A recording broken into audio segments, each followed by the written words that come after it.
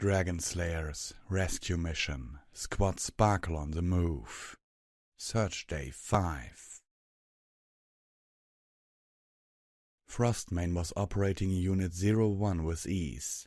To her utter surprise, the two pilots had been reanimated by whatever strange curse it was that haunted Equestria. Goldshield, the unicorn of this particular slayer, had almost gotten her when she ripped the hatch of his compartment open. Her left eye hurt badly where the undead captain had hit her with a rather weak magical projectile. Frostman had tried to treat the popped eyeball after paying her final respects to her fellow captain, but it was no use. She had been unable to stop the bleeding entirely, and she just hoped that she would get back to the former Pegasus camp before the loss of blood made her faint. Taking out the co-pilot had not been a problem at all. The Pegasus mare had somehow managed to get completely mangled in her safety harness, so all Frostman had to do was cave her head in from above. Just throwing their bodies down the 16 meters body of the Slayer didn't sit well with her, but there was nothing she could do about it. A crashing sound shook Frostman out of her reverie.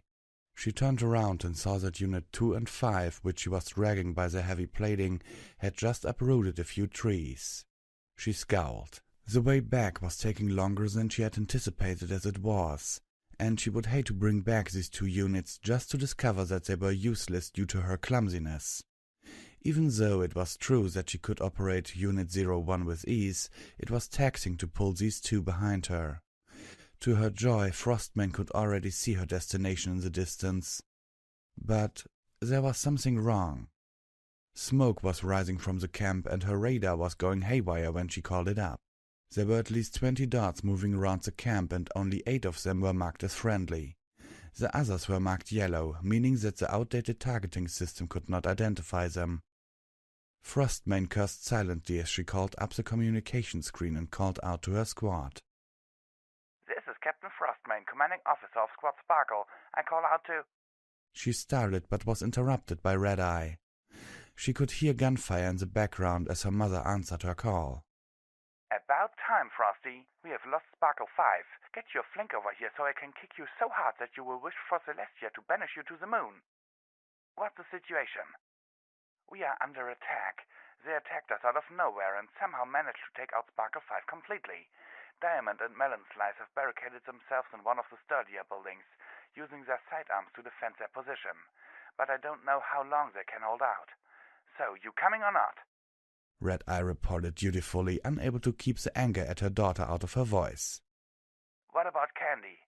Frostman asked, worried about her cold friend. "I'm all right. They seem to ignore Sparkle 1 since it doesn't have power. Diamond tried to get to me so we could get it operational, but so far the Griffins are doing everything they can to prevent that."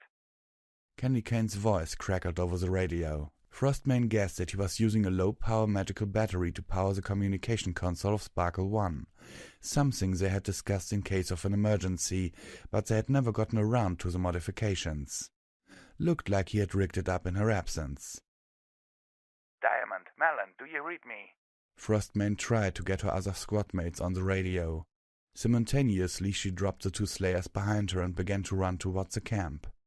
While running, she activated the Mage Blade on the left arm of Unit 01. With her magic already on the brim of being depleted, this hurt her badly, but she had no other choice. The steel blade of this particular Slayer had been bent and rusted, so she had left it behind. Here, what is Frostman?" Diamond's voice came over the radio. The reception became better when Frostman moved in closer. "Diamond, Melon Slice, I order you to feint a retreat to the south of here. There are 2 fully operational Slayers there. Take your pick, but be careful. The former pilots are still inside. Do you copy?" She ordered while dashing through the wall of the camp, not bothering to walk over it carefully. "We copy. Keep them off our backs so we can go," Melon Slice replied. It was a massacre. Sparkle 6 fought valiantly, trying to get at its flying attackers, but with its broken thrusters, it was unable to fly. Sparkle 4 and Sparkle 3 were faring only slightly better. They stood in a defensive formation, back to back, while Sparkle 2 tried to fight alone. Sugarcoat and Silver Chain were clearly losing. The left arm of their slayer was hanging down limply, while the right slashed at the griffins with white swings of their blade. Frostman decided that they needed her help the most and rushed over to Sparkle 2. Silverchain, what's your status? She asked worriedly. Not too good. Silverchain responded, only to be interrupted by Sugarcoat. Oh, shut the buck up, Frostman. You weren't here when we needed you, so just go back to where you came from, you sorry excuse for an officer. Just as Frostman wanted to say something in her defense, 3 griffins latched themselves onto Sparkle 2's back, attaching something to it before lifting off again. Frostman rushed over, trying to get rid of the 3 objects, even though she did not know what they were. Before she could, however, they exploded, utterly destroying Sparkle 2. The pilot compartments burst open and they shot out, landing with emergency parachutes. Pushing herself to her limits, Frostman lifted up, gaining the griffin's attention and giving her comrades enough time to touch down safely. 2 of the griffins charged at her head-on, one of them holding a small firearm.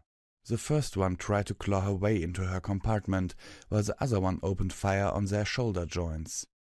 With its heavier armor, however, they were unable to inflict much damage. Frostman grabbed the one that was clawing on her compartment hatch with the Slayer's hand and crushed him between its fingers.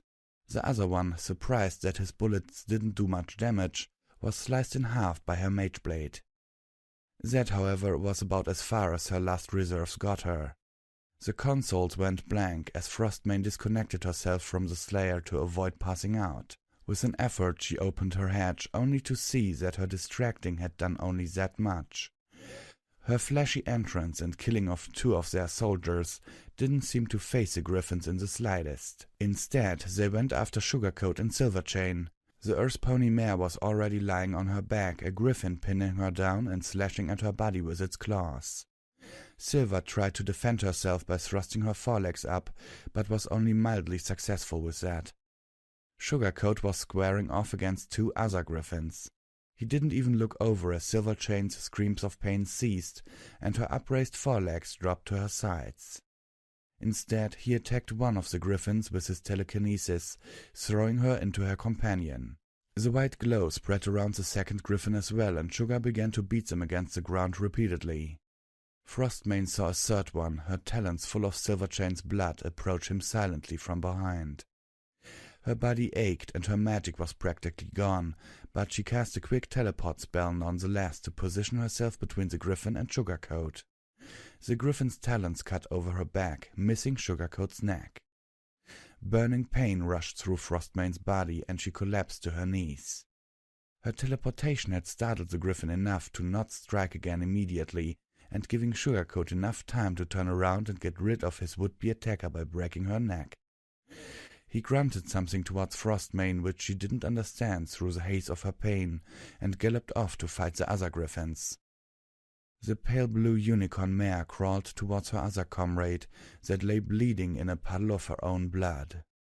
Upon reaching the mare, Frostman noticed that Silverchain was still breathing, but her breaths were heavy and ragged.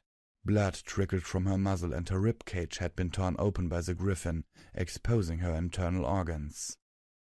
Frostman bore no illusions that her comrade would survive these injuries, but she didn't want the mare to die alone, so she put a hoof on Silverchain's, squeezing it gently.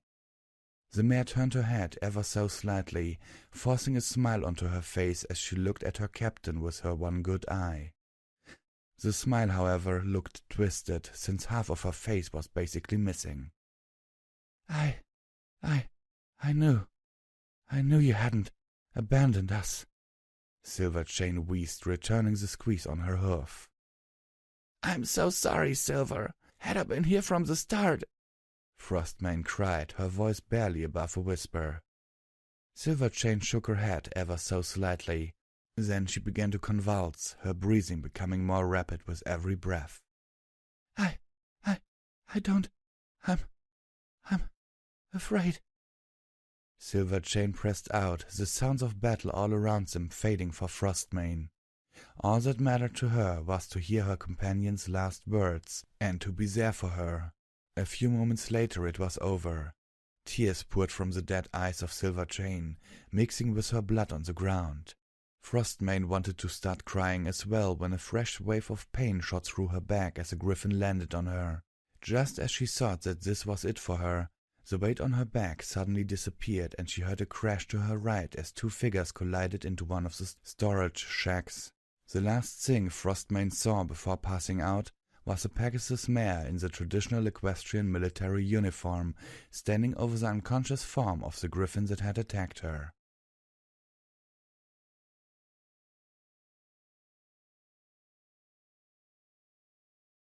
Originally, I wanted to crack a man down joke here, but I don't think that would be appropriate.